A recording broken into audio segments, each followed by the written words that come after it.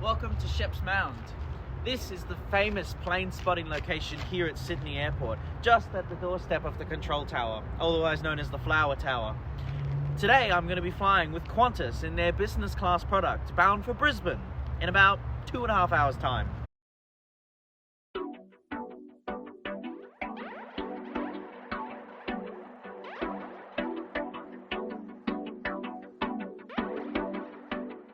As a kid, I remember standing here when this place was just a grass field, eating Krispy Kreme donuts and annoying my mother with the vast knowledge I had on aircraft, even as a preschooler.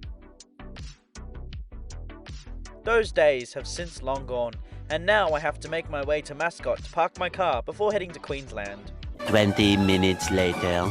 After I had parked my car up at a friend's place, I proceeded to walk to the domestic terminal, which does take its time and isn't necessarily an easy walk. In future, I would just get said friend to drop me off, but at the time he was asleep. In November 2023, an 800-metre long gateway, as the airport calls it on Qantas Drive, was completed and opened for public usage. This flyover now dwarfs the surrounding area and reminds me of the highways leading towards Kansai Airport in Osaka, Japan. There is no proper way to walk to Terminal 3 from Mascot. The only real way is to snake between the roads and car parks. But it's fairly straightforward, and honestly, I don't expect many people to walk this way. Once arriving at the airport, I made my way through Terminal 2, down the escalators and towards the train station. In my personal opinion, this is the easiest way to get between Terminals 2 and 3, rather than snaking through the chaos that is above. Terminal 3 is a dedicated Qantas-only terminal, with of course Qantas Link flights also operating from this terminal. The check-in area for Qantas is so massive that in my findings half of it is always closed. Business class passengers are entitled, understandably, to use the business class check-in lane, as well as Platinum 1, Platinum Gold, Silver Qantas Club members and One World Emerald, Sapphire and Ruby. God, that's a lot. After being given a stern warning by my check-in agent about filming policies in the terminal, I was handed my boarding pass and told to head to security. Security here at Sydney has a dedicated business class lane located in the centre of the terminal.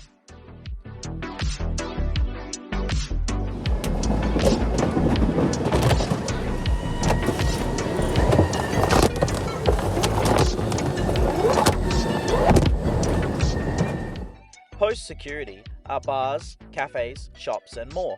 However, I'm more interested in what's above, that being the Qantas Business Class Lounge.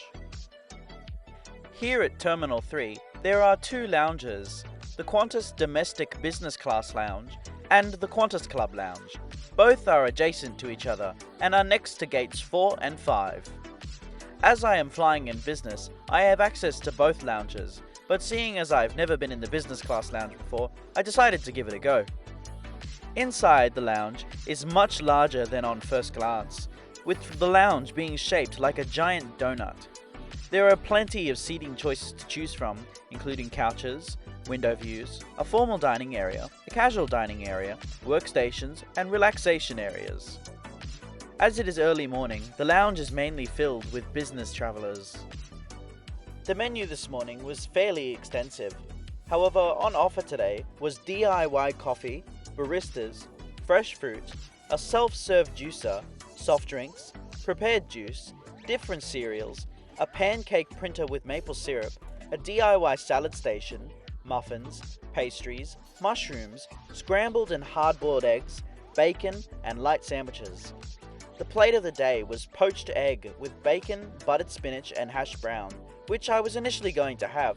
However, realizing the long wait and the little time I had, I decided to make my own breakfast. For breakfast, I decided on orange juice, a tomato and cheese roll, a raspberry scroll, my go-to oat mocha, as well as bacon and scrambled eggs. Whilst enjoying breakfast, I noticed a Finnair A330 on approach to runway 16 left. I was a bit confused as to why this aircraft was here, but I later learned that Qantas has formed a wet lease with Finnair to operate their flights between Singapore and Sydney. Maybe a future trip report, who knows. Later on, I decided to take a walk around, and I learned that showers were available to all. I had no need of this, but to those curious, Towels can be obtained at the front desk. Unfortunately, my time in the lounge had come to an end as boarding was displayed on the flight information panels.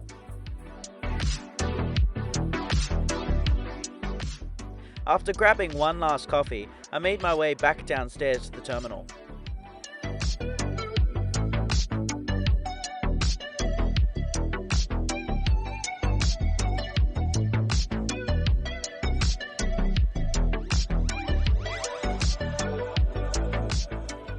More often than not, Qantas wide-body aircraft depart and arrive out of gates 10 to 13. However, there is the occasional departure from gates 4, 5 and 6.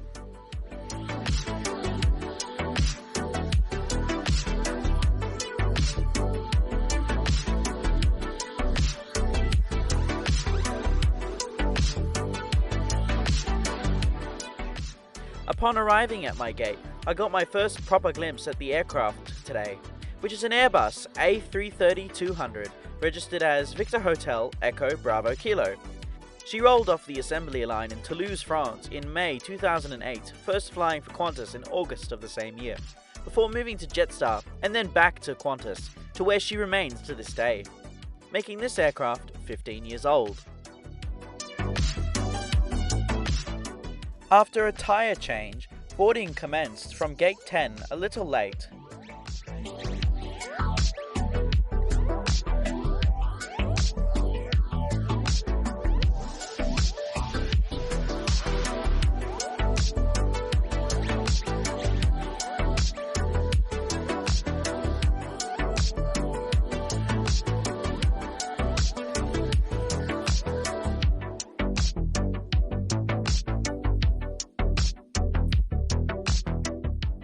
Qantas's A330-200s are in a two-class configuration, with 28 lie-flat business class seats in a 1-2-1 layout and 243 reclining economy class seats in the standard A330-242 layout, with the last 5 rows being in a 2-3-2 layout, as the aircraft narrows.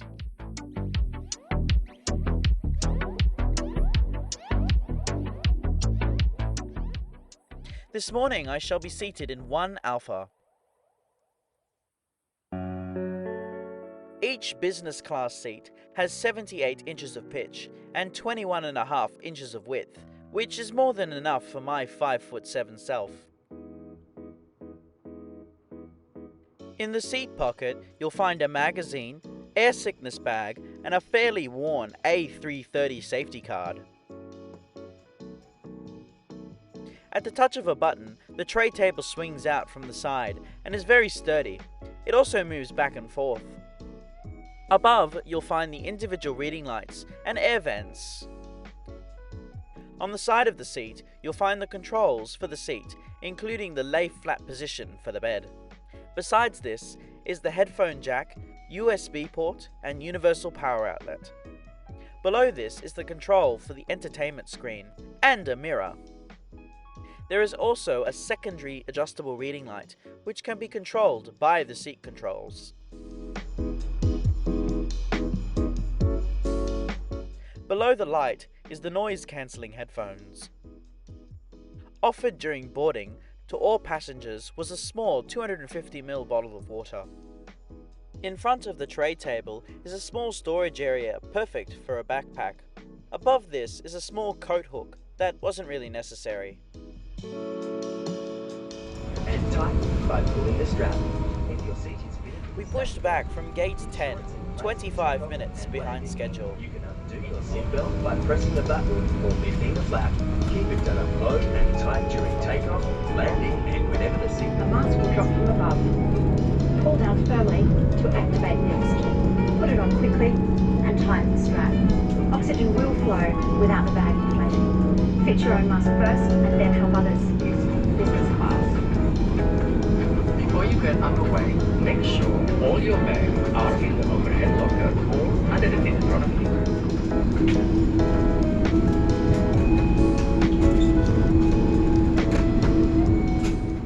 We taxied to runway 16 left via Bravo 2, Charlie and Bravo 10.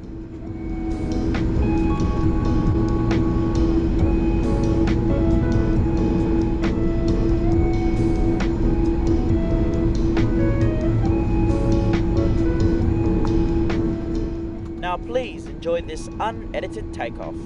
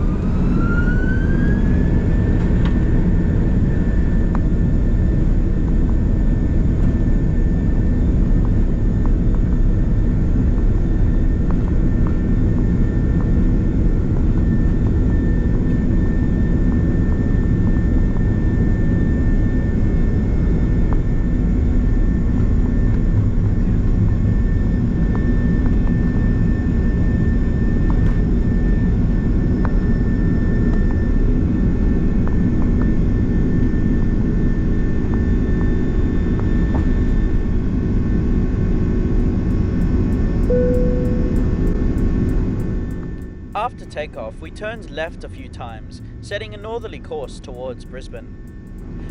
You're travelling on one of our Wi-Fi enabled aircraft. Flight time today is 1 hour and 13 minutes, covering a distance of 511 miles or 822 kilometers, cruising at 41,000 feet.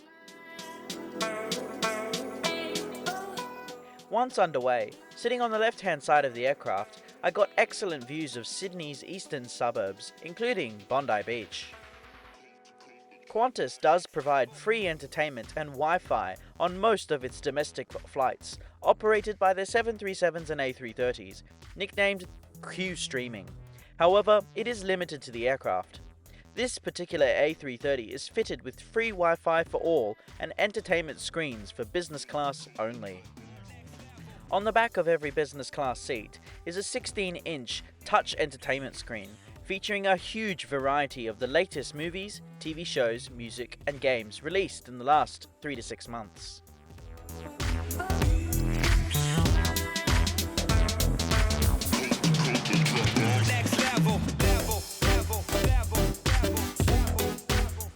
My personal favourite on the any entertainment screen would have to be the moving map feature. However, even though Qantas's content are extremely good, the map is a little outdated and is in need of being refreshed or updated with something a little more modern. This morning we were offered breakfast by the lovely cabin crew. I had 3 options and I went for the vegetarian frittata with capsicum and mushrooms. Alongside was a single sausage, diced spinach and 2 semi-sun-dried tomatoes, which were delicious. I was also offered complimentary drinks. I asked for a glass of apple juice and water. As a side dish, I was given passion fruit yogurt, as well as strawberry jam, sourdough bread and butter. My personal favourite out of everything was definitely the yogurt, but the semi-sun-dried tomatoes came in a close second. Unfortunately, due to the weather down below, I wasn't able to see anything at all until after descent. On board Qantas's A330-200s are 6 bathrooms, 1 for business and the rest for economy. Inside is everything you'd typically expect to find, however this bathroom is special as the floor has been fitted with a marble tiled effect, and the bench has a starry quality, which was very pretty.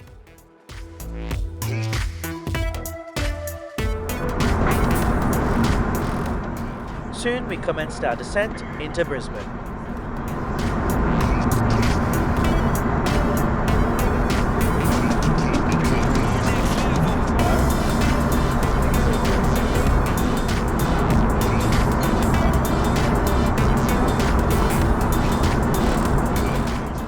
With a massive low-pressure system looming over northern New South Wales, South Queensland and parts of central Queensland, the weather approaching Brisbane was absolutely atrocious, meaning the seatbelt sign was on fairly quickly.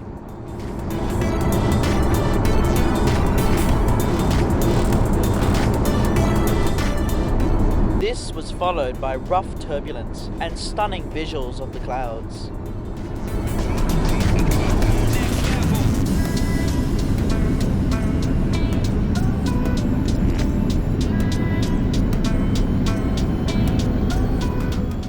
Just prior to landing, the left-hand side of the aircraft were treated to excellent views of Brisbane's CBD and surrounding suburbs.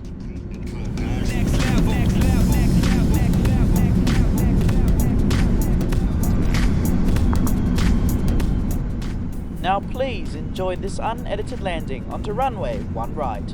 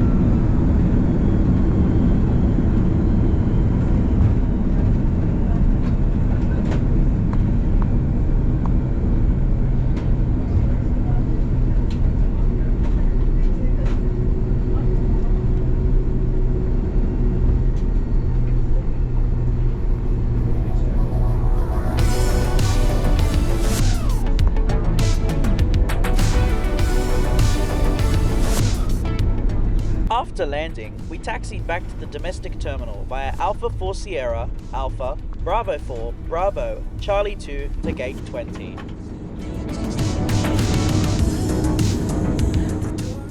We pulled into the gate 42 minutes behind schedule. But it's so much harder than it sounds. Generally speaking, between Sydney and Brisbane, Qantas operates their 737s on this particular route. However, at booking, I was stunned when I found out that Qantas was going to operate an Airbus A330-200 on this route, which is very rare. This flight, to which I was initially booked on, was cancelled for some unknown reason, and I was put onto a 737 in a middle seat in the back of the plane, to which I was having none of. I quickly did some searching once Qantas called me, and I found that this flight, leaving only 30 minutes later, was to be operated by an A330-200. I quickly changed my booking, as I didn't want to miss out on this rare and unique opportunity to fly Qantas business class. Qantas puts its best foot forward with the Airbus A330. It certainly is a welcome change, on which you'd only find reclining seats on their 737s. For those who haven't experienced flatbed business class before, the best route to find the A330 on is the Sydney to Auckland and Melbourne in the morning and evening routing. It doesn't require that many points either. If you can get on board an A330-300, it's definitely much better than the 737. My personal opinion is that the best choice of seats would be seats 2 Alpha, 2 Kilo, 4 Alpha and 4 Kilo, as the staggered seating gives these particular seats a significant more amount of privacy. Keep these details in mind when you book your next flight. Thank you so much for watching this video. I hope you enjoyed it. Please like, comment and subscribe. Make sure to push that notification bell and don't forget to check out my other videos, if you enjoy my content that is. And I hope to see you again in the next one. See you later! But everyone says that it's a